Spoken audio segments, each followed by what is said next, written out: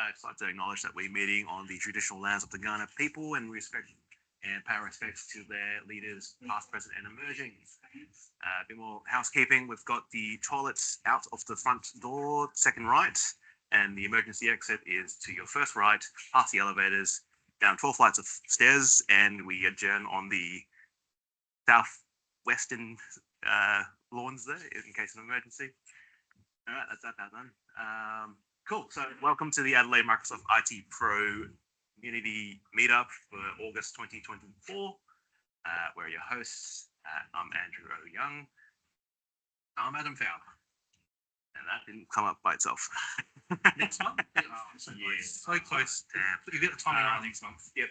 So I'm a Microsoft One Work pre-sales specialist / partner enabler at Dicker Data. I'm also Microsoft MVP in security for Intune. Those are my socials. I'm heavily active on LinkedIn. Feel free to scan the QR code. This is that chance now, those who are asking before.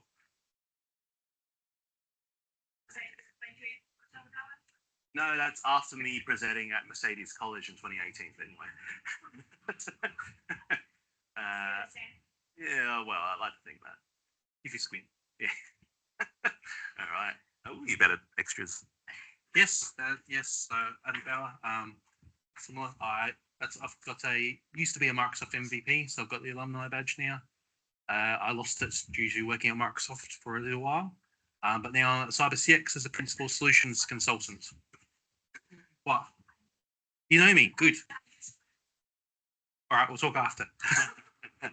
I'm also on LinkedIn and Twitter, and my website, which I'll put in a few security things at the moment. I've been blogging about 5 things to check security-wise in iOS, for Intune, and a few other areas. So have a look, check it out. Let me know what you think.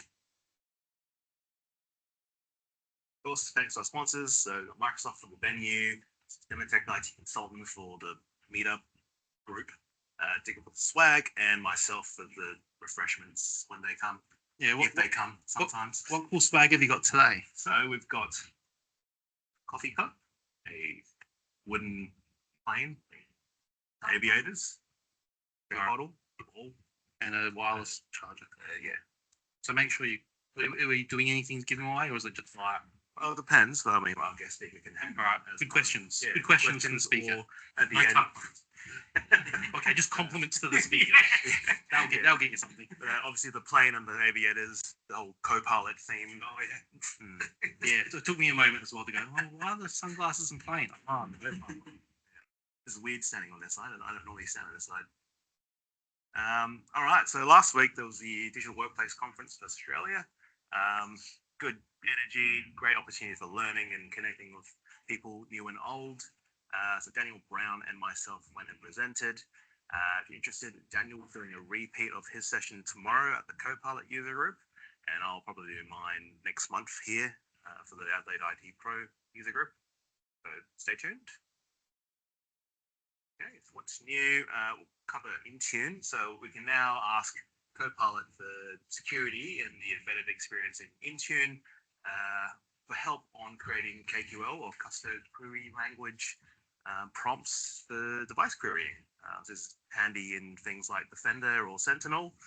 I'm sure you can probably imagine what else you can make Copilot do for you there. So building queries is pretty much the main part of using Sentinel, I would imagine. Just waiting for some nods. Copilot. Sorry? Copilot. No, but actually using KQL in Sentinel is pretty prevalent. Yes, having this as a tool to assist you create these queries is very nice. We're also rejoicing for our macOS admins. You can now have your apps on demand, so they can be available through the Intune Company portal app. This gets rid of the need to make them required, and you don't have to do any custom line of business application deployments. A bit quicker as well, self-service, that kind of thing. Forgot to add in a remove animation. There's also updates to the Windows 365 Cloud PC security baselines. Managing Cloud PCs through Intune. These are just quality of life, quicker, better, that kind of thing. We should cover the baselines at some stage because there's a lot of baselines. Yes. for a lot of Microsoft products, which give a lot of good security fundamentals on what Microsoft recommend you should do for things like Windows itself and Edge and Office Suite and all that. So yeah, we should cover that sometime. October, Adam. TBC. All right. So in the identity access management space, Microsoft Security Service Edge is now generally available. What is this? It is a zero trust network access solution. They've got the Entra Private Access, which is kind of a replacement for your traditional VPNs. So yeah, getting rid of those infrastructure requirements, but having the same kind of level of access, but protecting it behind your identity. And similar thing with the Ethernet access, so just protecting access to cloud service apps, etc. Hand in hand, the new Microsoft Entra Suite came out as well, and that includes those two network access features. And you've also got bundled into it the governance and the protection pieces there, as well as the verified ID. I believe there's like an essentials thing as well, but that's not really detailed much on the site. I think it goes for about $13 Australian per user per month. Of course, there's the Tech Accelerator. So if you want to find out more, make sure you jump onto that and either watch it live at a really early time or wait for the recordings via YouTube links there. I'll shoot those links out afterwards. Of course, we've got the Security Ninja training. So across the various Microsoft security products, there is curated learning paths and resources, and then a free assessment, so you can get a little certificate of completion and become a ninja cat. And yeah, for all of that, you've got access to an ebook covering the cloud native application protection policy, best practices, guidelines, that kind of thing. Microsoft Learn, I know there's a bunch of students in the room as usual. Getting a head start into your career, you can always tap into Microsoft Learn. So they've got a new Get AI Ready campaign. There's also Azure skill building tools. So getting all those nice teachable things. Well, a bunch of them are snackables. That's all. The 30 Days of Learn It program has been renamed. It's now the 30-day plans. I believe they're still offering the 50% off exam voucher codes if you complete that. But I haven't seen an official announcement yet for that, so keep your eyes open. In terms of other free skilling, there's Expert Zone for consumers, and there's Level Up for the Microsoft partners. So yeah, we've got a bunch of students in the room. So if you've not heard of the Microsoft Learn Student Ambassadors program, this is kind of like a precursor to the MVP program. So what this involves is if you're a current student in TAFE or uni, you can sign up to this program. You just have to join the Discord server and you get access to the stuff on the left there. And once you complete some tasks, you'll be able to get into the beta tier, and you get sent out a bunch of cool stuff because MVPs don't get much these days. And then once you do even more and you surpass, go above and beyond, you get the gold level, and you can get direct mentorship with an Microsoft MVP and potentially even get a foot in the door to become an MVP as well. Have we had anyone apply for that yet? There are students? No, I don't think the students know about it. So it's part of what I'm trying to do is make this more known across SA. Well, if you do, then tell us. Keen to understand how you go through it. Top of that, there's also the ANZ Microsoft Student Accelerator or Meetup rather. So they kind of do like a roadshow every now and then, and yeah, they'll get people to come along and talk about the Learn Student Ambassador program and just Microsoft skilling in general. So if you're interested in being a part of that, let me know. Or on either of those things, I'll put you through to the right people and we'll try and make that happen soon. TM. All right, and just a quick whip around the user groups we've got in Adelaide. So we're all on Meetup, just depending on what flavor of technology you like there.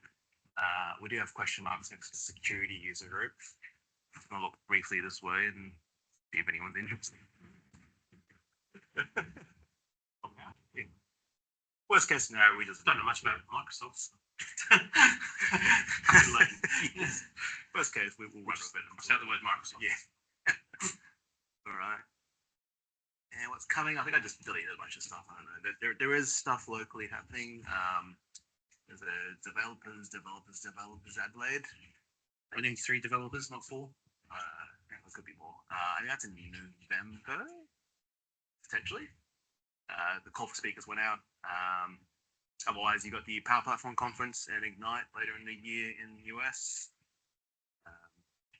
Yeah, been clutching for straws for Adelaide events. Yeah, but Ignite, I mean, November, not that far off here. Usually, there's a bunch of announcements that come out at that time from Microsoft. Yeah, well, since Inspire is no longer a thing in July and it's been bundled, generally there were in the past announcements mid-July, so we're gonna get a bit more of a time delay before that happens this time. Cool. And for the user group, yeah, so I'll do my presentation again next month. We may have a guest speaker from the state regarding intune remediation policies. That falls through for Adam. Yeah, and yeah, TBA for November, and then December we'll do a joint user group thing post Ignite. Yeah, of course, if you've got any topics you want to request or you want to present, we fill out the form there on that QR code. Really. All right, so I'm going to hand over and introduce our guest speaker, Tim Peters, who will be presenting on getting started with threat intelligence. I'll let you do a more extended self-intro. Here's a clicker. Thank you. Thank you, everyone, and thanks for having me. So, what I wanted to do is give you a brief overview of threat intelligence, how it can be used in the Microsoft ecosystem or anywhere else, really. So I'll cover in, why, where you can get started from a Sentinel and Defender perspective. Some common use cases that you can use threat intelligence for to help provide insights. Common question that we get asked is, do I need a dedicated threat intel platform? So I'll go through the differences between there and why you may or may not need one, and whether you open source versus commercial threat intelligence, and then a little bit of what next. So a little bit about me. I work for a company called Threat Quotient, which develops a threat intelligence platform. Been involved in security for far too long, and that's why I yell at clouds a lot, because I've been around probably too long and haven't won the lottery yet to retire. So yeah, I am a bit of a nerd on those socials. I try and, when I have time, post some things mainly to try and help the next generation of security professionals through, because I consider myself very lucky to have been involved, been given opportunities, but nowadays it's quite hard to know where to start, because there's lots of places you can start. So I just want to try and help people wherever they can. So feel free to come and ask me, talk to me, or reach out via all the socials as well.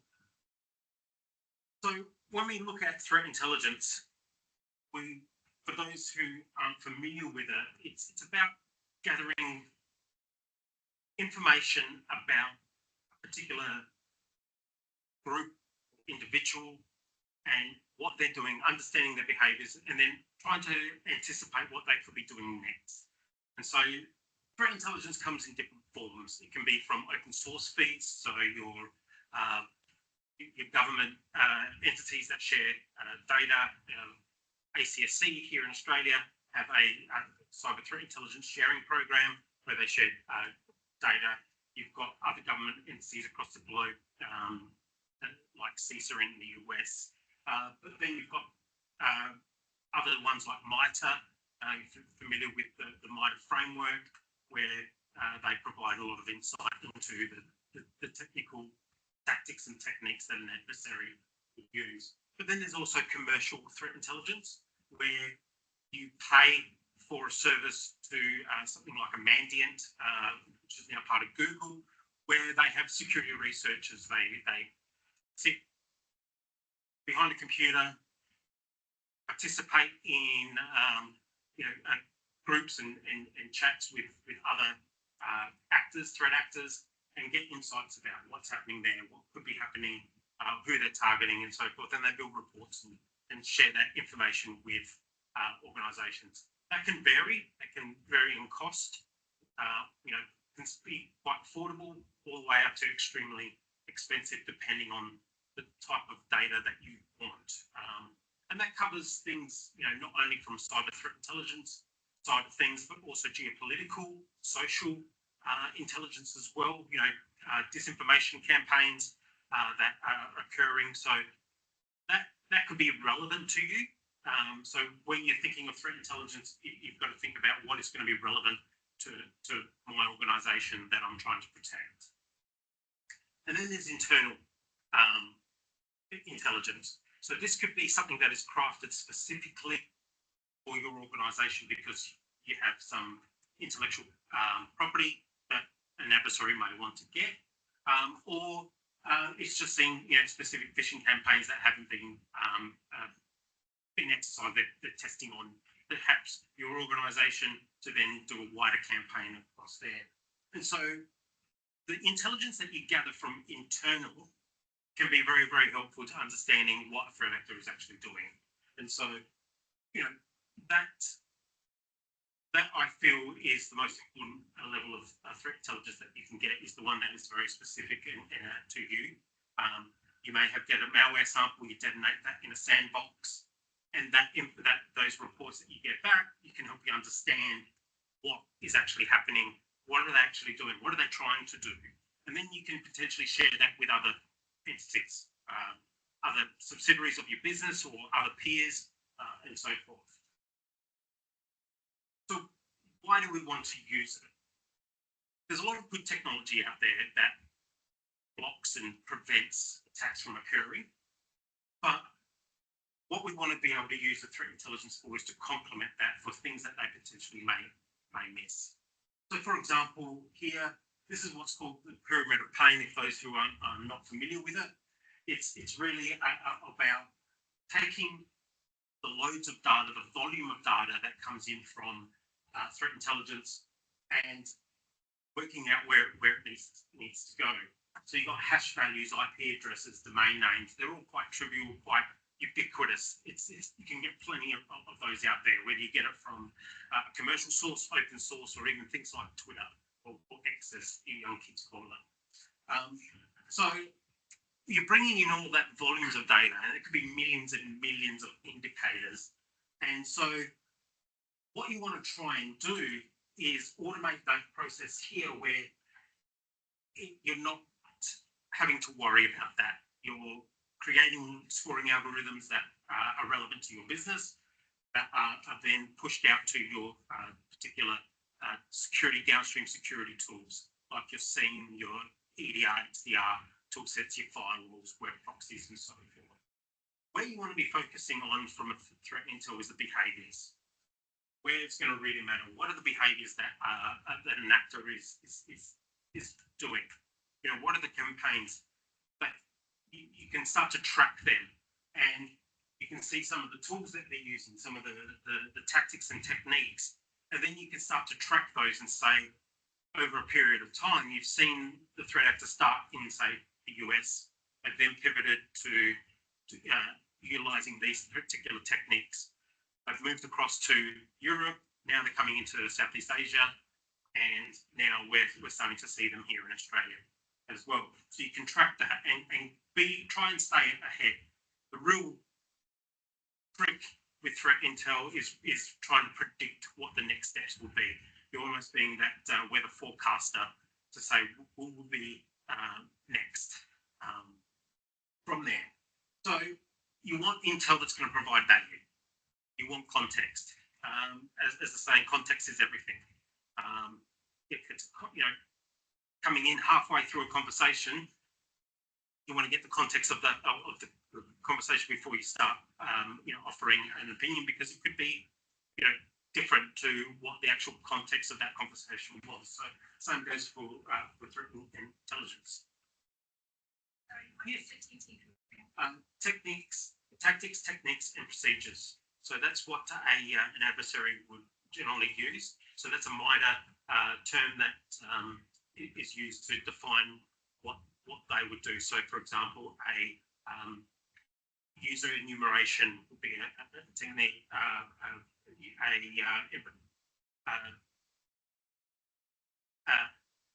Call it antivirus because of the moment, but EDR evasion techniques and things like that. So MITRE have done a really good job at plotting those and then attributing those to a particular adversary if there is evidence there to support that.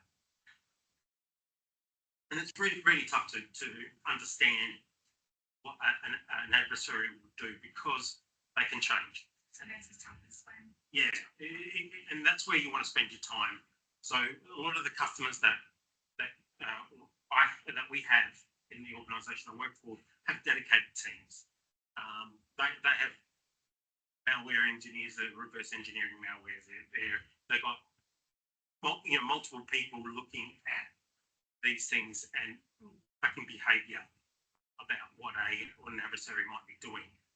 That's not always the case, especially here in Australia and especially here in Adelaide.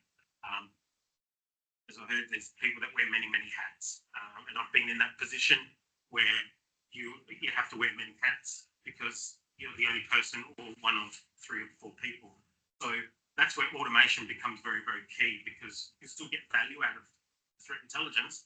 You just need to be automating it in a way to help you shift, do the heavy lifting for you, so you can spend some time on doing this as part of everything else that you have to do. So when we're getting started, it's the great Ron Burgundy said, threat intel is a kind of a big deal. It's been around for a long time, but it's starting to be a staple in a lot of organisations. We see it a lot in financial services and in government. They use threat intel to understand what those risks are, and then they use that to validate whether the organisation has the right controls in place that would help either detect or sustain an attack from particular adversary or adversaries as such. So it's becoming quite prominent in the market at the moment. Threat intelligence feeds they're quite common. Threat intelligence platforms, however, is a small subset, but there's still enough out there for you for customers to be spoiled for choice. So from a Sentinel and Defender side of things, Microsoft offer the ability to integrate with threat intelligence feeds. Microsoft have their own. There is a free and a paid subscription to the intelligence feeds. The paid subscription offers a lot more detail in terms of adversary details, tracking and so forth, whereas the free service has a lot of good indicators of compromise that is shared. Now you can ingest that data from not only the Microsoft, but you may want to bring in data from other sources. As I mentioned, the ACSC's Cyber Threat Intel Sharing Program. You can bring that in via either API, they have that on their marketplace now, but also by taxi server to ingest that data. Same goes for other threat intel feeds that you might find of value. They have a taxi server, which is a common standard in the market for threat intel. It's a mechanism of transporting the data from one point to another. Then you can use that. And then you want to create your rules. This is where I'm a bit unfamiliar with that because I don't spend a lot of my time in the end products creating rule sets. My job really is to get the data from one point from the platform that we produce to tools like this, like Sentinel, like XDR.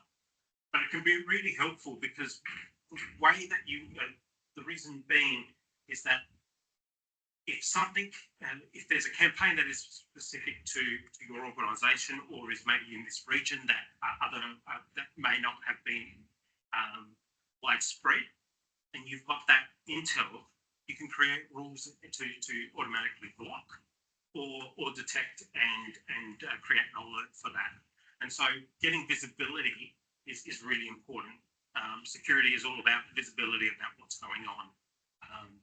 And so part of the challenge with bringing in lots of data is that there is sometimes no context. So you want to be able to have that context there about why is this IP address bad? An IP address is an IP address, but if it's linked to a URL which is linked to a compromised site which has storing malware, and that malware then is linked to a particular adversary, and then those adversaries are attributed to these particular TTPs, which is a bit of a tongue twister there. That context gives you an insight about what is happening. So sending data to the scene and to these tools is great, but as I'll go on a little bit later, it's about prioritization, because some of these tools have limits and others you don't want to send millions and millions of tens of millions of data points to Sentinel to go and scan every time, because it'll just grind it to a halt. Even if it's in the cloud, you know, my system at home has 13 million indicators. If I sent all of that to the same, it's going to take some time to go and search through. So you want to send it some prioritized data. I'll talk a little bit about that as we go through. So some common use cases that you can use with threat intelligence in here is about enrichment. Taking that piece of information, gaining that context. So when you have little context, you want to be able to go and understand what is that IP address? What does it actually mean?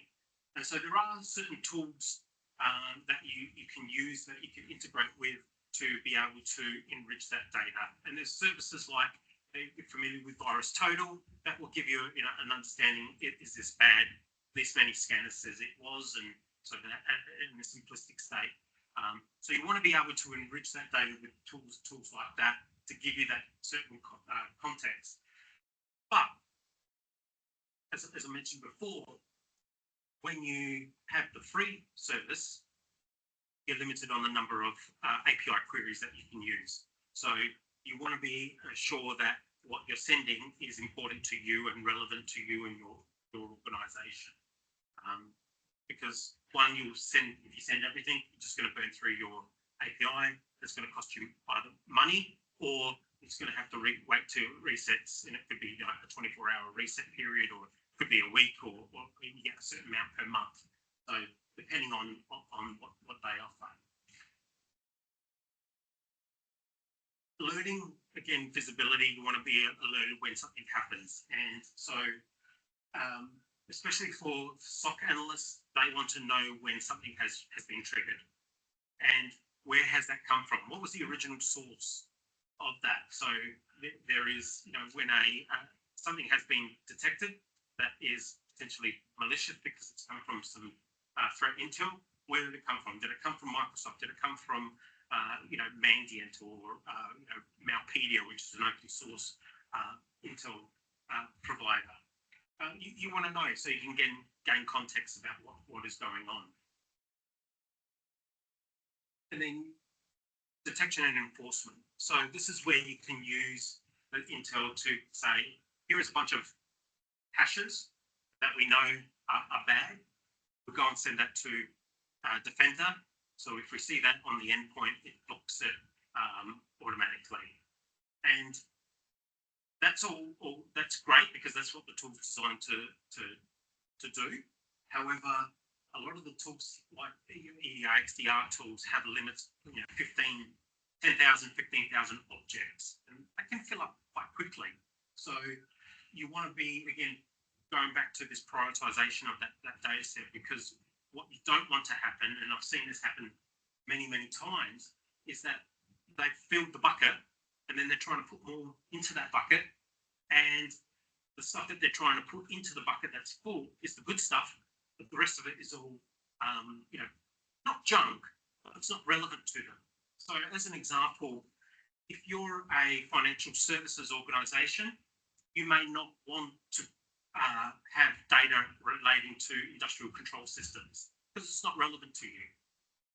And vice versa, if you're an energy provider, you don't really want financial services data in there because it's going to skew the results and potentially fill out that bucket and make essentially miss a potential detection. So we can bring in a lot of data. What that can tend to do is sometimes create a alert fatigue, because you may be getting it from multiple sources. Say you got it from Microsoft, from CETAS, from a commercial source and open source, and they're all sending you the same IP address. That can be if the product, and I'm not 100% sure whether in Sentinel is that it will trigger 4 times or trigger once. If it triggers 4 times, that's a lot of noise that you're going to create if that happens for hundreds or thousands of IP addresses or FQDNs and so forth. So that's where potentially you may want to look at a threat intel platform. And the question is, it depends. Do I need one? Well, it depends. Really depends on the main thing is how many data sources are you bringing in? If you've got 1 or 2, maybe 5 at the most, I would say you wouldn't need a threat intel platform. You're not going to get that full value out of that. If you're collecting 50, 100 different sources from all across the spectrum, you're certainly going to want to have a threat intel platform. And so what you want it to be is this central repository for all threat intelligence. So think of it as a SIEM is a central repository for all logs. A TIP is a central repository for all threat intelligence data. Because it's not equal, you want to be, not all threat intel is equal. You want to be able to keep that data in there, but then work out how to enrich that and make use of that. And so when you ingest it, we want to aggregate that. We want to deduplicate that data, so we're not having multiple instances of an IP address stored. You just want one IP address stored, links to where that has come from. We want to correlate that, build those relationships between what we know about that. So whether that, go to the IP address, is that related to a URL, related to a piece of malware that's related to an adversary? You want the platform to be able to do that and bring that in. Then you want it to be able to prioritize that in a way that is relevant to your organization, and then transform that, which is a fancy way of saying we want to get it from point A to point B. Because indicators of compromise are mostly noisy, we want to put the prioritization. And how we do that is really around the industry vertical that you're in, the threat profile that you have for your organization, the things that are important to you, for example, your technology stack, your adversaries that you might be targeting. So, for example, if you have, you want to track, if you're a financial services organization, you want to be tracking threat actors that are targeting financial services. It is very unlikely that an adversary that is targeting the energy sector or the manufacturing sector is going to target your organization. So you want to keep that focus. So having all of that and contributing to a scoring algorithm is important. Everything that you receive from those threat intelligence feeds is bad. How bad is that in relation to your organization is the key question. And that's where the threat intel platform can make sense, because it can help prioritize by contributing to a scoring algorithm that you set up that is specific to your organization. You want to be able to, and by doing that and prioritizing, where we can then enrich that data that we still want to find out a bit more, but we can reduce the false positives and that alert fatigue, because the false positives are and having run security operations for federal government, it can be tiring, especially when it's 2 or 3 in the morning and you're being bombarded by alert after alert after alert. Naturally, as humans, we're just going to switch off because it just becomes mechanical. We're just closing it, but we could actually miss something. So it's really important to have confidence in the data that we're bringing in and confidence in the data that we're sending to that. So that's why I say we greater focus on the threats that are important to you. And then we want to integrate with as many security tools as possible. We have not just your SIEM, not just your EDR tool, but your web proxy, your email gateways, your web gateways, your firewalls, your IDS, IPS, if you've got them separate.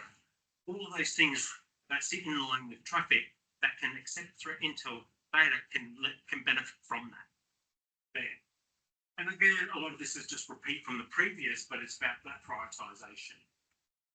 It's all about confidence, because once you have confidence in the data, then you know that when something is has a high score, high priority, you can take action on that.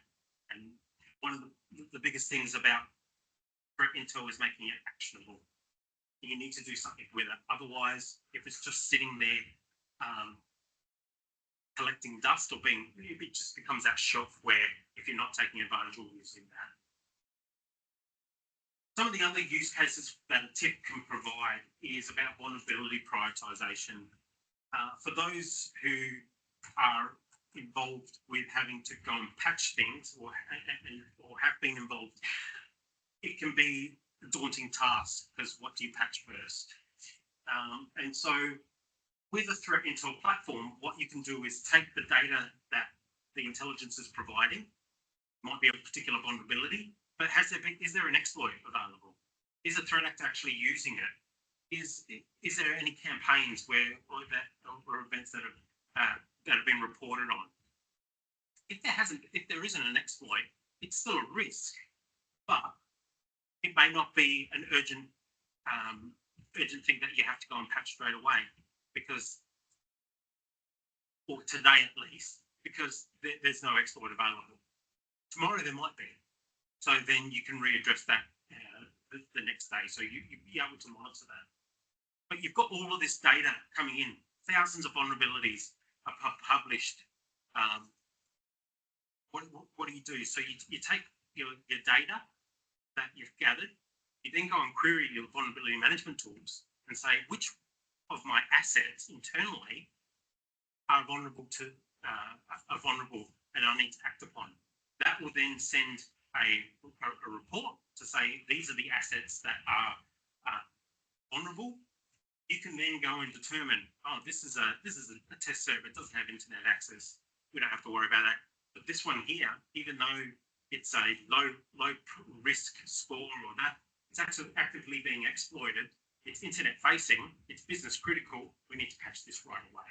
So it can be very helpful in filtering through and prioritizing what you need to do.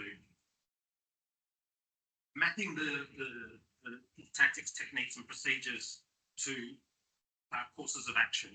So Miner provide these courses of action, which are essentially the controls that you need to have in place to prevent the adversary from succeeding or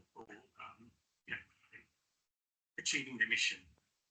And so what you want to be able to do is track the TTPs that an adversary or group of adversaries are using, map that to the courses of action, and then overlay that across your controls that you have in place in your organization to identify any gaps. And that can provide some real value because there may be things that you may not be aware of that an adversary may, you know, may use to what's the word I'm looking for, to compromise your environment. And so one of those things that can really help is when you're chaining bugs or you know, lower priority vulnerabilities that can lead to, when you chain them together, can lead to getting access into the environment. And so you can understand then saying, okay, if they're doing X, Y, and Z, have we got controls for those for X, Y, and Z? It may be yes, that's great. You can tick that off and be able to report on it and say, yes, we have these in place. We could withstand an attack from these adversaries who are using these techniques, and we would be able to detect them as well. So just another couple of ways. Tracking their behaviours, as I mentioned before, you know, where have they been operating? What have they been doing? How have they been, you know, going about their business? Because it's as much about a business for them as it is for you to defend. And as that saying goes, they only have to be successful once. You've got to be successful 100% of the time. So there are a couple of use cases on where a tip can add some additional benefit to there. And then it comes down to what sort of tip do I need? Do I need an open source one? Do I need a commercial one? And so what I've got here is sort of what is the difference at a very high level. Open source, it's do it yourself. It's free, but it costs you time. So that's why I've got there. It's free but not free. And so my last statement here is, if you've got the capacity or the resources and you want to get started in a tip, open source is a good way to start. Got things like OpenCTI or MISP that are freely available to use. There's some other smaller tips out there, but you can generally get started in there. But the OpenCTI and MISP are the main ones that are being used across the board. So you are limited in options. You've got to build and maintain that yourself. Sometimes things can break with a community driven project. They're quite robust and stable. However, if you want to build an integration into another tool set that for Sentinel and Defender, there's generally availability. But if you have some bespoke or something that's not available in the community that's developed, you either have to pay somebody or you've got to develop it yourself. And so that can be a restriction on making that determination whether you go for an open source or a commercial one. You've got to manage that and update that as time goes on. With a commercial tip, and this is very generic in terms of most of the vendors all do this. It's out of the box configuration. There's data in there, or it's ready to go as you deploy it. They're constantly updating and managing that for you. Some of them are cloud SaaS services, others are on-premise, some are both. You've got support, so you can pick up the phone and say, hey, this has stopped working, fix it for me, please. Biggest one is about building and maintaining those integrations. So I spend a lot of time building integrations between the platform and the security tool there. That can be very simple ones, or it can be quite complex because they need to go in a certain format or a certain way. If you had to do that, it can take a long time, especially if you don't have you're not a developer by nature. I struggle with that. I'm not a developer by nature, so what takes me, an hour will probably take one of the guys that I work with probably 30 seconds to whip up. So, but also you are spoiled for choice. There are some products out there that can help you get started. If you are just wanting to be indicator focused, automate that process and send that data from point A to point B, there's quite a few good commercially viable tools out there. If you have resources that are threat analysts, they're monitoring behaviours, and they're spending their time at that pointy end of the pyramid of pain, that's where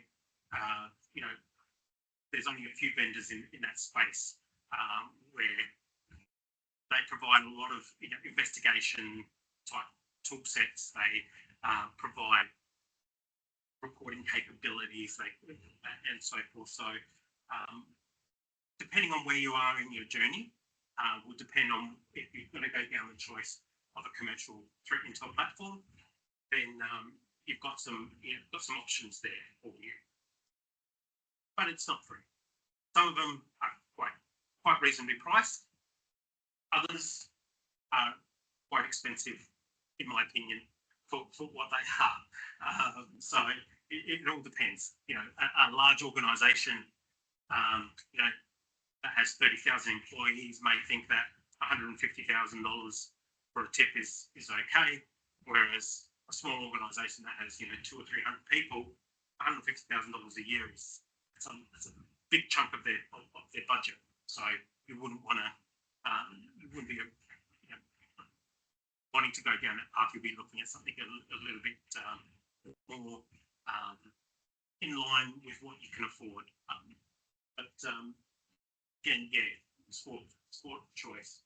So some of the things that you want to integrate with your SIEM, your SOAR, your EDR, XDR tool sets, your firewalls, IDS, IPS, vulnerability management, ticketing systems. If you have a central ticketing system, rather than having to go in, this is one I see all the time. You have a centralized ticketing system like a ServiceNow, for example. You want to be able to create those tickets in that central location because everyone has access to it. And you don't want to be bespoke, you want to be as general as possible so everyone can take advantage of that. Your sandboxes and so forth, your email gateways, web gateways, to be able to. And so that allows you to not only create that feedback loop in terms of bringing in the data, disseminating that data, and then reporting back to see if there's anything being detected. So as I wrap up this, what's next? My advice is if you are, is to start to look to take advantage of threat intel. It doesn't matter where it comes from. If you've got Sentinel, use the free threat intel sources that are available. I've had a customer that they've just stood up Sentinel and it wasn't available, so you may have to go back to your rep or someone, whoever account managers, what I call them, to get that enabled. Sometimes it's not enabled by default.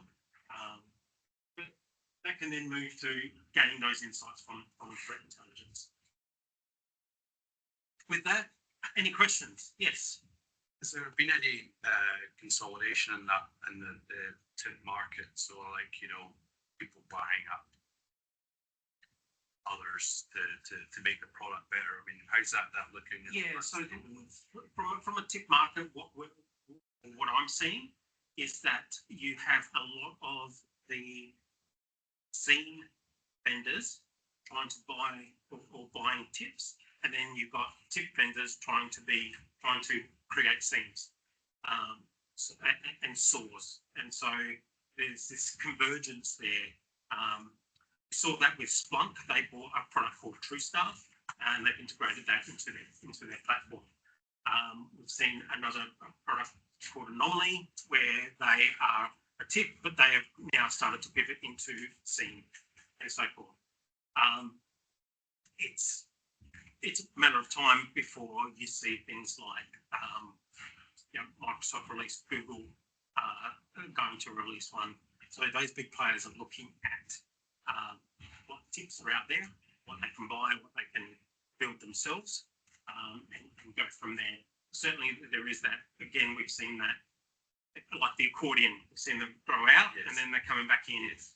Consolidation. We see that with we saw that with Cyber CX. They when purchased those boutique ones that had the skill sets, that had the knowledge, but then they go out and they start their own again, and after a while, and it's just that's the ecosystem that it is. But yeah, I would say that tips will be part of something else. There will be very few native tips, and I think we would be one of those. Threat quotient would be one of those native tips that will stay around because we are focused primarily at this point in time on being the best possible tip that we can be. But you've also seen things like OpenCTI now pivot into being a commercial offering as well. So, and then you've got things like MISP as a service, so they can take away some of that pain, but the costs of that I still think are quite prohibitive in terms of what you're getting. For an open source platform, you don't want to be paying reasonably good money for an open source just because they're managing it there. So courses, but yeah, there's certainly a lot of activity in this market at the moment. Even from the feed providers, they are building their own tips too because they want to integrate with the upstream security tools. But they limit to what they integrate with. So yeah, it's interesting at the moment. Yeah. Any other questions? Anyone online wish to come off mute and ask some questions to them?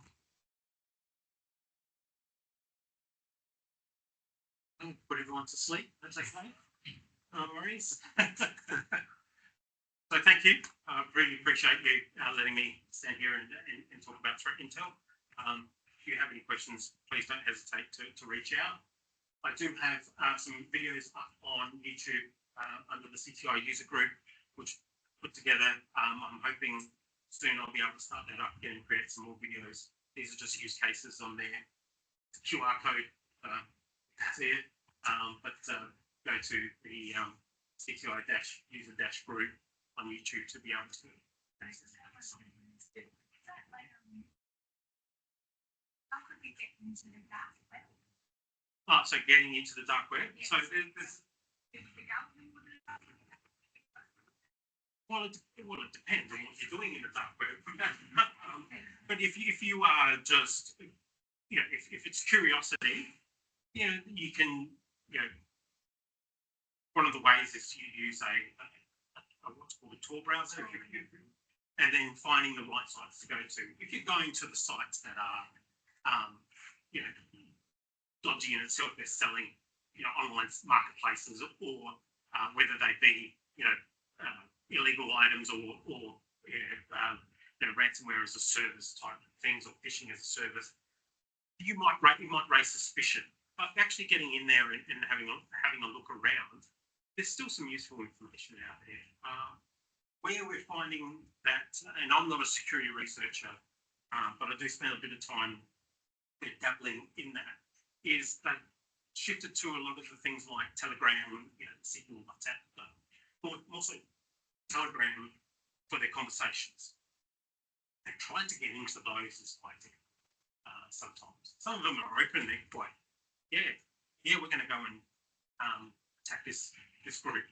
But others are, you have to, and that's where those researchers like from your Mandiant, your Intel Force, they've created these personas of they go in and they you can't just walk into a lot of these things and say, hey, tell me about it. What are you going to have next? So, that's things of, FBI. But, curiosity is great. That's what we need in this industry. So being curious about what's there, even if you're searching for any evidence about your organisation in there, it is a good thing. Whilst there's tools out there, there's no harm in you doing it yourself. One, you're learning about it, and two, you could stumble across something that could prevent a compromise of your organisation. So be curious.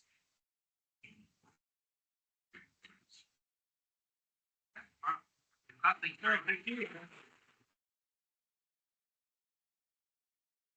give out a couple of those questions. Yeah, Give good. a couple of pieces of loose up there. Let you do that. Oh, There's a bag over there. Offer you a glass.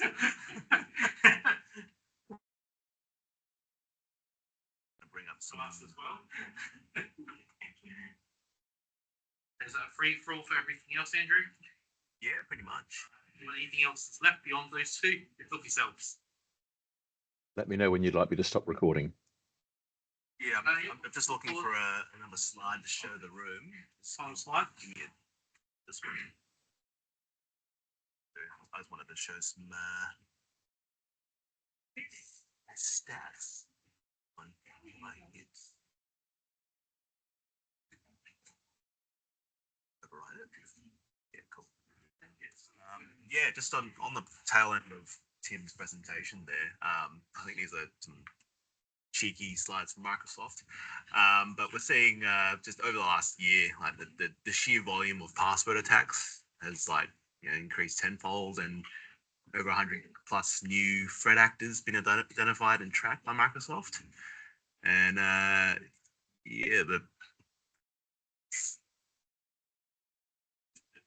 billion. Billion password attacks Yeah. per month. It's a huge number. Just trying to progress the slide there. And yeah, we're talking about business. So if cybercrime were an economy, it would be the third largest in the world, which is kind of harrowing. And it's also, growing much faster than India, which is the top 20. Yeah. So we should invest in cybercrime. By now. Paying someone on the NASDAQ. It all tanked yesterday, so yeah. I think from memory, I think what made something like $50 million they estimate that made from ransomware. Tax free or no, right? It is tax free. Well, it seems a possibility. Yeah, The general time and everything else. well, that's the thing is they're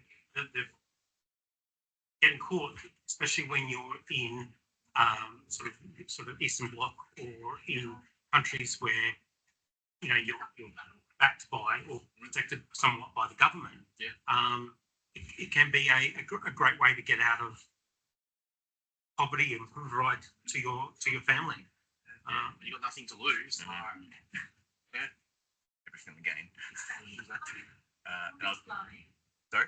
I'm a bit down this one. Is that like they earn? That's how much they earn? Is that they're doing cybercrime thing? Yeah, I guess that's how much businesses are losing out on, or paying ransoms, or just the cost of their impact. There's no salary. We don't know how they divvy it up after. Yeah. Really keep a great paper trail on their profit and loss statements. I'll just do the product plug there for Microsoft as well. They've been in the business for 50 years as a software company, but they're also a security company now. So it's Security first. yeah, and I don't know how many of these slides I'm allowed to show. No one's called me out yet. So just knowing that there's end-to-end security from the endpoint to your file, there's something for everyone. So probably worth covering some of this stuff in a future session, just different parts of security and then purview and whatnot. So yeah. All right, so I'm gonna hide that, and that should be able to progress. And so thank you for coming. Yeah, we'll catch you next month, the first Tuesday, which I think is the 3rd of September. Yeah, and I'll do my topic from DWC on from standard to stellar Teams templates using Power Automate. Cool. All right. So yes, happy to stick around. Grab some swag if you want. Tim's here, so if you got any more questions, for the students in the room, if you want to find out more about the Student Learn Ambassador program, let me know. Yeah. You need a badge. Ask me about student ambassador program. Yeah, I might hit up someone about that. Cool. All right. Thanks for coming. Thanks for coming, Pete. You can cut the recording, and yeah, catch you next time. Yeah, grab some stuff. Please.